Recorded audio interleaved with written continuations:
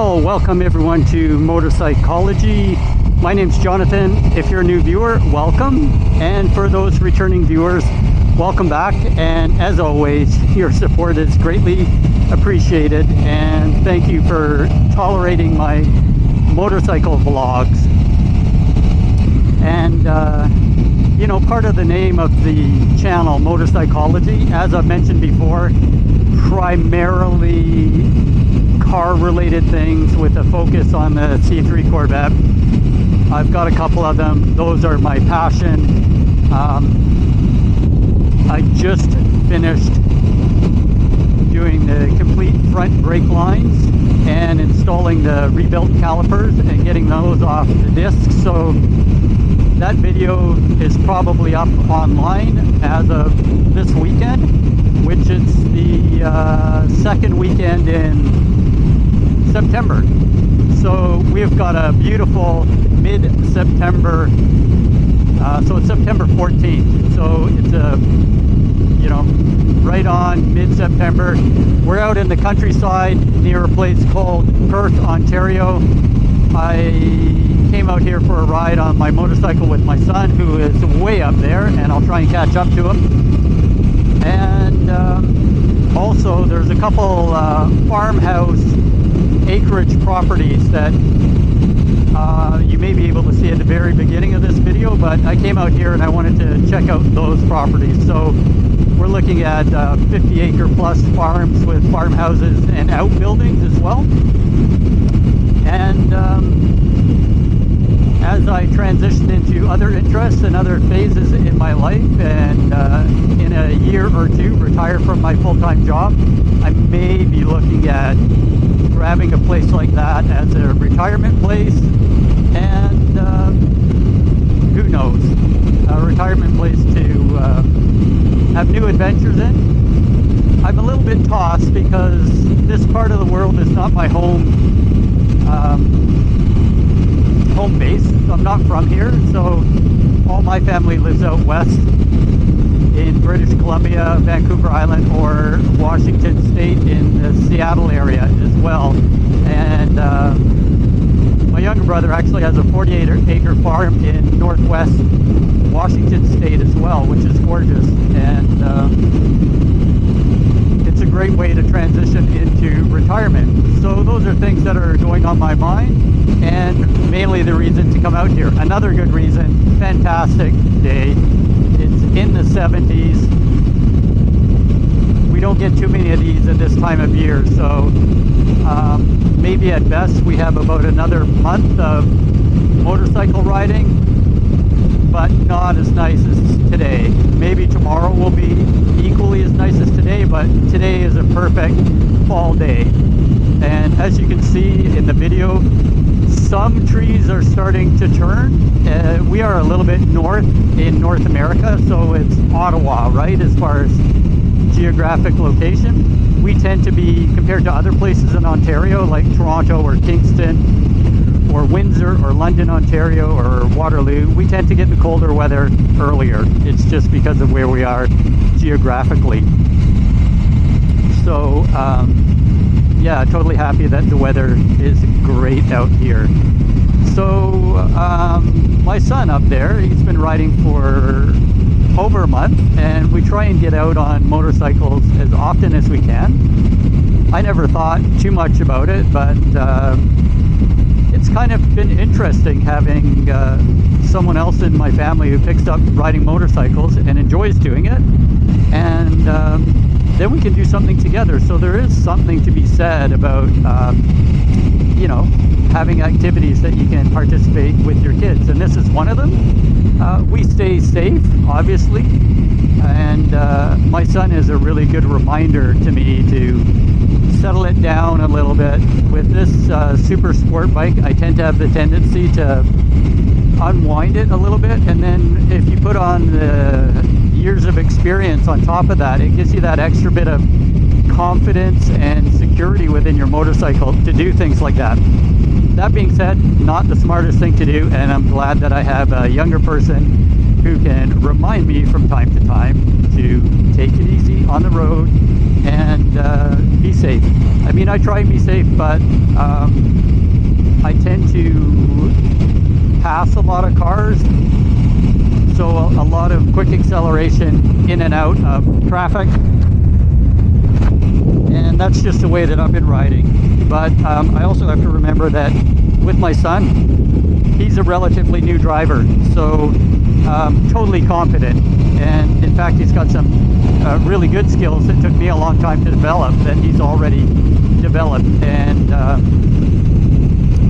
for me, I'm riding a GSXR Suzuki, which is great, and he's riding a Kawasaki Ninja which has a classic green in it. So I'll see if I can boot up a little bit, catch up to him.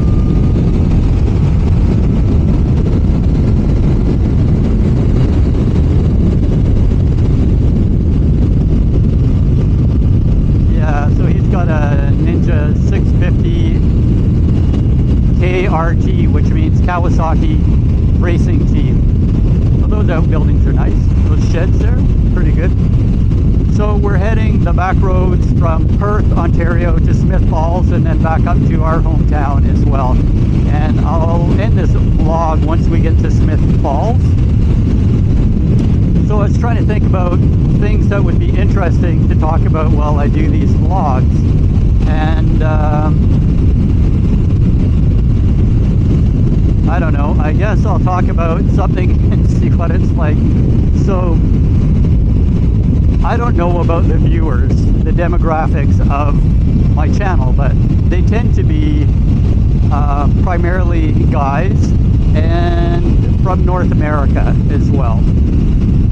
But that being said, age-wise, they're roughly around my age as well, so that's pretty cool. But what I would say is, at least for a couple vlogs, if I have time, I want to talk about things that I can remember in my life, and I'll try and see if I can jog your memories of these, or if you have not been around during those times. So we're heading into Perth right now, then at least you're connected with somebody who has, and I still find it incredible. Like, for me personally, I think I've been very fortunate to be healthy, active, and fit for my entire life. I've had no significant injuries, no major health issues, or anything like that. So I often feel thankful and blessed that that is my case. But I'm gonna go, and I think I'm gonna talk about what I can recall about, let's say, the 1960s, and then maybe I'll talk about the 1970s, 1980s, 1990s, 2000s, 2010s, and leading up to 2020. So there's a few decades that I can talk about. And there's a guy on his motorized wheelchair, or whatever they are, little bike there. And here we are in Smith Falls, or sorry, in Perth. This is a great little country town for sure, and I like it. So I think we've been down here already for gas, and I think we'll be turning left up here at the lights. Man, it is gorgeous out. It's a little bit warm on these motorcycles with our backpacks, but not complaining. Whoa.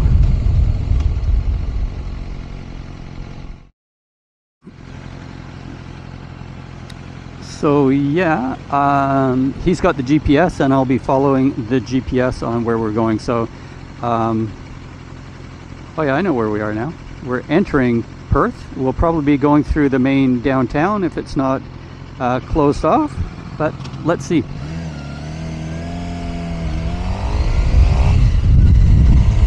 And the reason right now that we're doing a lot of these small towns is although my son is qualified, they put in a grace period between when you're getting your different licenses. So technically he has an M2 license, I think. So with that, you're allowed to, there's no restrictions on it other than blood alcohol. So you can drive anywhere, any speed. Well, not any speed, but any road speed, including highways and freeways and things like that. He picks up proof of that on Tuesday this week. So once he gets that, then we'll be able to hit some highways and travel into the city of Ottawa. We have done that already, but we've taken the back roads, which are great. But we'll do the city of Ottawa as well. So, you know, road closed. There must be some fair or event down there. That's the main street down there on the right. Yeah, so we'll be on the main highway. So until then, we'll be doing these other roads. And then also, his motorcycle is a month old maybe, and there's a break-in period on most motorcycles, and it's usually about 700 miles, or in kilometers it's 1,000 kilometers, and they have the break-in oil and all that type of stuff, right? So once you do, and you can only rev your, or there's restrictions on your rev limits on your motorcycle. And his motorcycle, being a lot more modern than mine, it has electronic control, so you can control it through an app, and you can put your limits on your revs. So he kind of had to do that for a month until you got the 700 miles, or roughly 1,000 kilometers done. After that,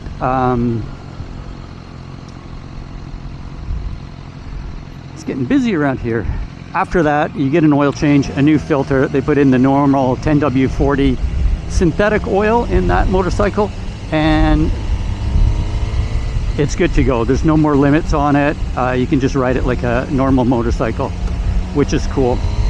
So we're going over an old bridge here, and this is going to be part of the Rideau River system, and hopefully you guys can see it. But on my right over here is Perth, and I've often gone kayaking up and down this river too. Lots of fun. It's great to get out in the countryside and do that. I am all about country living, although I was brought up in big cities like Toronto and London, England. I really enjoy living in the countryside. So we got to be getting close to making our turn off here. Oh, this is a tough one, because it really should be an intersection with traffic lights. All right, so we're turning here, and because it doesn't, and it's just a two-way stop, when it's super busy out, well, it's not super busy, but when it gets busy in a small town, these little intersections get congested. And if you look around, there's some really interesting old houses that obviously have been refurbished, modernized. They look really cute and nice. I don't know if I would want to live in a very tiny spot like this, property-wise, but I think the houses are great. This house that's on the corner up here, not so happy about how the sides look, but that front piece on the corner looks really neat right at the top. So, and now we're going to be, this road coming up is a really nice road. So I don't know what's going on. We got to wait a while. You can't seem to get a break. Here we go. I'm taking my trip down here. Wait for my son to get going, and we're good to go. Sometimes you have to be a little bit aggressive. Not that I want to be, but in order to keep the traffic going, you got to keep the traffic going, right? So that's what we did.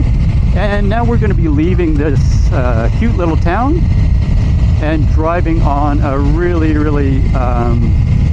nice country road. It's been recently paved, so this part here maybe about 2 years ago, but up ahead we're going to hit some new pavement, which is perfect for a Saturday afternoon motorcycle ride. So let me get back into talking about the 1960s.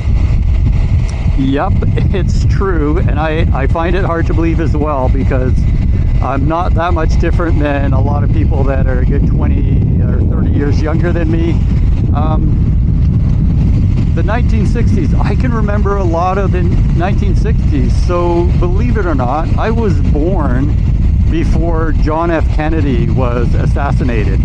So I don't know, how many people do you know who were around when John F. Kennedy was assassinated? Mind you, I wasn't very old, so I learned about that obviously when I was older. So let me dive into some of the things that I can remember. I can remember living at home. My dad had a really decent living. He was actually a naval officer, and he had a cool job. He was a submariner, and he eventually became captain of a bunch of submarines.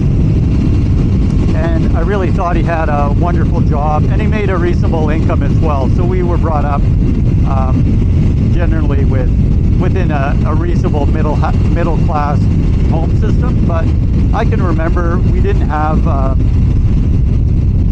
TV. It was a black and white TV that had tubes in it, and it was one of those big console TVs with the TV in the middle, maybe a stereo or a record player and a radio on it, and it was treated like a main piece of furniture in your house. So I can remember that. We did have refrigerators, thankfully, but yeah, so number one, old TVs, all tubeless. And what were my early things that I watched on TV? Well, obviously, living in Canada, a lot of NHL hockey, and NHL was much smaller then. We had what they refer to as the original six, which is often Montreal Canadiens, Toronto Maple Leafs, Boston Bruins, Detroit Red Wings, Chicago Blackhawks, and the New York Rangers. That was basically it, and they did the rotation with that. And I loved hockey when I was growing up, and started playing when I was 4 years old. It was easy to skate, to learn how to skate, and in the wintertime we actually had ponds that would freeze and you could skate on that. So it was really very much of our culture. So I can remember that, and so now I'm going to be moving into like the mid 60s, because I can't remember much. We did travel around a lot.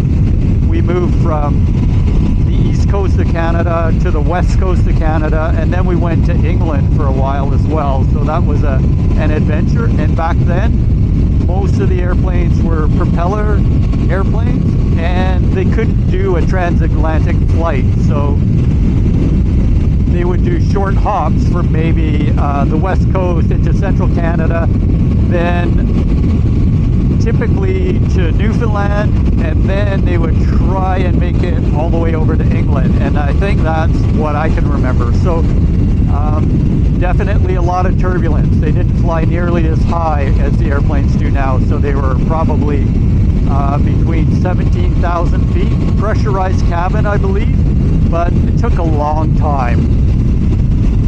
So I can remember that, and I was exposed to a lot of flying early on in my life. This is a great road, swinging down here, it's nice. So I do remember the assassinations of Martin Luther King Jr. and also of Robert Kennedy as well. I was old enough that I could remember seeing visuals of that, and then also trying to understand the impact that it had on everyone. And definitely up here in Canada, it had a major impact as far as so sad to see these people be assassinated, and it was noteworthy for sure. I can remember that, and I can also remember the Bay of Pigs and the Cuban Missile Crisis as well, to a certain degree, maybe from what my father told me.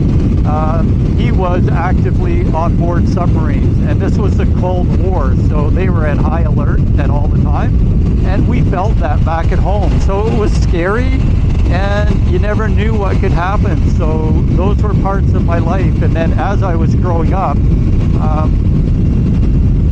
we we were in the Cold War environment. There was the good side of the earth, which was basically the free world. You know, England, Canada, the US, Australia, a few other countries as well. And then you had the communist or the Eastern Bloc, and that would be, you know, Hungary, Eastern Germany, and a few other places as well. Obviously the Soviet Union. I guess I'm going to be leading a little bit here.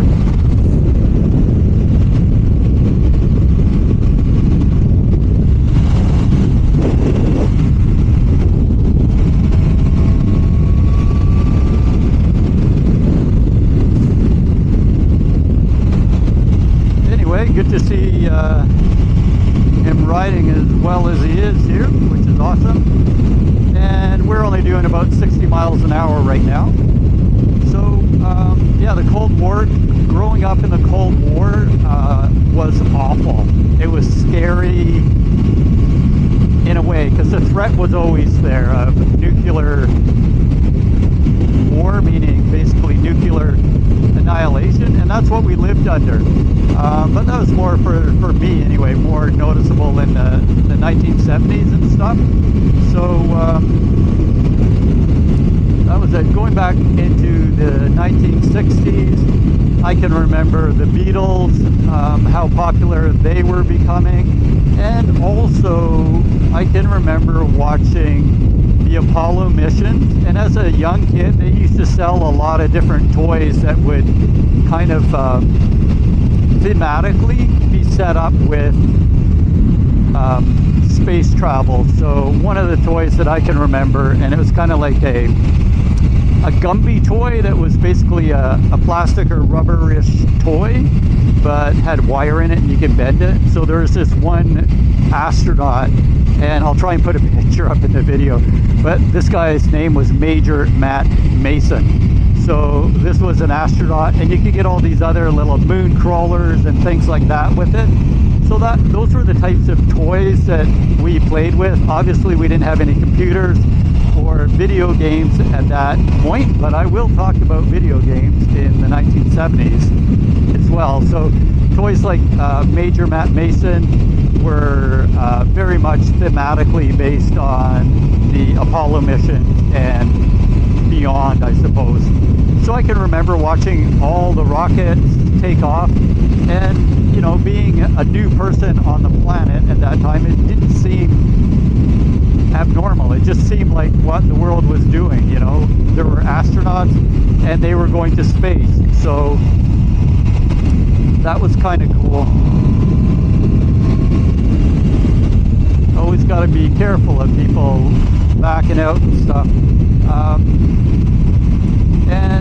I watched some of the preliminary moon missions, and Apollo 8, of course, which was the first time that human beings left the orbit of the Earth and ventured off to a new celestial object, and in this case it was the moon. So I saw that, and I can remember all that type of stuff. It's just part of my life. It's pretty cool, actually.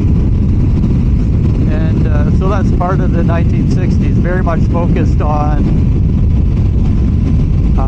the space race and all the neat technology that came along with the space race. So a lot of people don't appreciate that the goal to miniaturize things and reduce weight really was the beginning of the computer age. They made computers, albeit very rudimentary things compared to today, but they were the best in the world, and that expanded technology and computerization and miniaturization.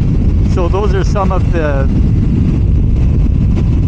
tangible outcomes of this massive adventure to the moon, was the miniaturization and the computerization and the movement from tubed type of resistors and capacitors to solid state resistors and capacitors as they learned how to design circuit boards and make them smaller and smaller. So that was a big adventure. I can remember actually watching the moon moon landing and watching the astronauts Neil Armstrong and Buzz Aldrin come out on the moon, do their historic stuff. The images were exactly as bad as you see on old film, old videos of the first men on the moon type of thing. But that was a huge part of the 1960s.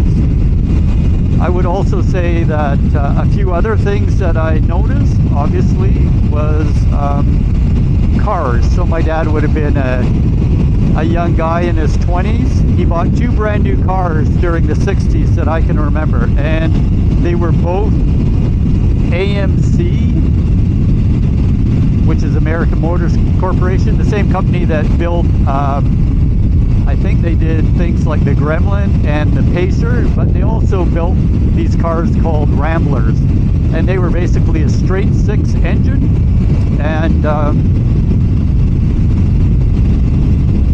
in this case it was a 4-door, so a bench in the front and a bench in the back, no seat belts, but lots of ashtrays and lighters and stuff like that. So they were Ramblers, and they were, the color that both of his were like an aquamarine.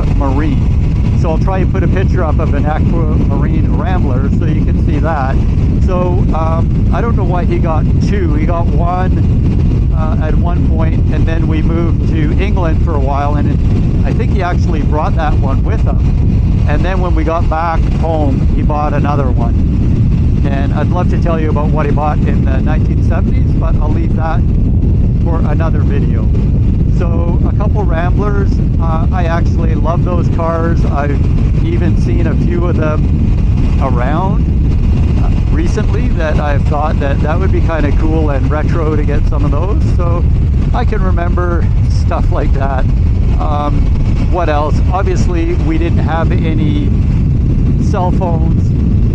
We had one phone in our house that was kind of a family home. It was typically either in the living room or the kitchen. I think later on in the 70s, you know, we had our phones in our bedrooms and the kitchen and all over the place. But back then, you know, having your own home telephone was a special thing. So I think it was almost like a piece of furniture in the living room or the kitchen. And that was the only way that you could have contact with people. So your friends would call you up, or we'd call up our friends, and you know, the typical greeting would, hey, I was just wondering if Steve's home, or something like that. And then the family would go out and get Steve, and then we'd get on the phone and chat, right? So that was pretty cool. So telephones, technology, always pretty interesting for sure. Vacuum cleaners were great big pieces of equipment, loud and heavy. Refrigerators were modest in comparison to today's standards. Things like home freezers were not really available at that time. Here's a bunch of guys on their motorcycles, pretty cool. It's been an awesome motorcycle day. There's been many people out there for that. So I'm like cutting my son off wherever I'm going here. This light is not my favorite light, so we'll wait around with that.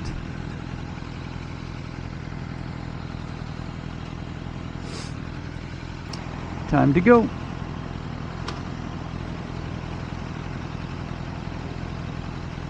This is kind of a cool little stretch here. We'll be going down the right hand side here,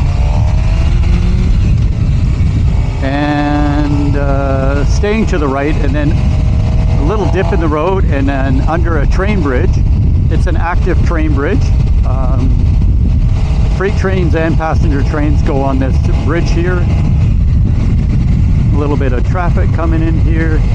I'll come over to this side, and we're going up Highway 15, making a left.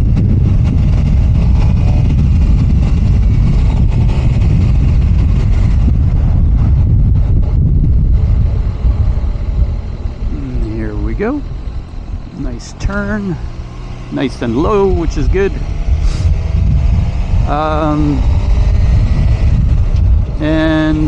Leaving this place, and we're going to go back on a 50-mile-an-hour road here in a second.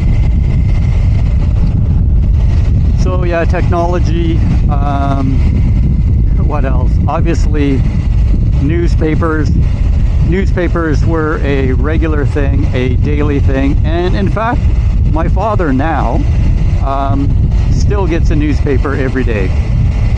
And that's just something that they're used to, and they haven't really made the transition to online news or anything like that. So there's something about, you know, manipulating a newspaper and being able to read through the newspaper, which I guess people from that era appreciate more so than people these days would, right? Or even people in my generation as well. I'd classify myself as a baby boomer for sure. That would be what I'd be classified for, I guess. Just kind of neat. And yeah, so technology, cost of living, I think it was on par. I mean, people didn't make that much money. I think the first house that my dad bought in the late 60s, it was a 3-bedroom bungalow that didn't have any garage or anything. And you know what? That house still exists, and I've put a picture up of that. That was the first house that he bought. I think it was $18,000. That same house now is a lot more than $18,000. It's a few $100,000, but that's what the prices were there. And we really enjoyed that, and we finished the basement in there. And based on my dad's job being a naval officer, you get your orders to get transferred, and he got transferred out of that place for a period of time, had to go back to sea, and he bought another house in the same neighborhood, which was a little bit bigger, and I don't know how much money that one was, but that's more a 70s story. So from a 1960s point of view, what other things can I remember with that? I can remember the World's Fair, which was in Montreal, Canada. It was in 1967, called Expo 67. It was also hosted as Expo 67 because it was also the 100th birthday of Canada in 1967. And I can remember that. They gave out a whole bunch of interesting souvenirs and takeaways and coins and flags and other things to celebrate the 1966 centennial year. And that was a lot of fun, even though I didn't really understand what it was about. Well, I kind of knew. I knew that it was a 100-year anniversary of the country's existence, but I couldn't really put it into huge perspectives, if you know what I mean. But it was a fun time for there. And we later did go to Expo 67, not in 1967, and I'll talk about that in the 1970s. So, what else? Oh, we were living in Halifax, Dartmouth area in Nova Scotia, and there was also a total eclipse of the sun, which came through our area, and I knew that it was unusual, but, you know, being less than 10 years old, wasn't really too sure what it was about, but I got to see it there, and that's a memory of the 1960s. And I was too young to really appreciate music. I think my dad was, both my parents were still listening to a lot of 50s stuff. The 50s was really their heyday of freedom and good times, and I think most people from that era would think that the 1950s were fun. It was post-World War II, no stress, lots of good times, lots of opportunities for work, and the teenage scene, I think, would have been a lot of fun back in the 1950s from what I see. 1960s were the tail end of the 1960s. Were getting a little bit political with Vietnam War, people having longer hair, bell bottoms, and whether or not having longer hair was appreciated or not. I can't remember what my personal hair was like in the 1960s. 70s. We were, you know, blue jeans, Camaros, leather jackets, and long hair, parted in the middle, feathered back type of stuff. So that was always fun. And I think, what else? Most things are black and white, so no videos. Very rare to have a colored camera, so most of your camera or your film would be black and white, and then you'd also have to take it in to get it developed. And then anything that was a video was a home movie filmed on 8mm footage. So 8mm Kodachrome film. So I can remember my dad using that. Very typical to how people would use video cameras. But you only maybe got 5 minutes of stuff on your film. So everything was very not really carefully planned out, but filmed with a lot of care, so only short bursts of activities. So we probably do have summer and Christmas movies and birthday movies around. I don't have them right now, but I might find some at some point. So that's all pretty cool. Alright everyone, I'm gonna leave the vlog for now, as I only plan to do it to Perth. So to Smith Falls, from Perth that is. Yeah, ending this, I just wanted to thank you guys for sticking around, supporting these vlogs. They're a seasonal thing, and I'll have that Corvette brake video up probably before this vlog. So thanks everyone for your support, and we'll see you right back here at Motorcycology next time.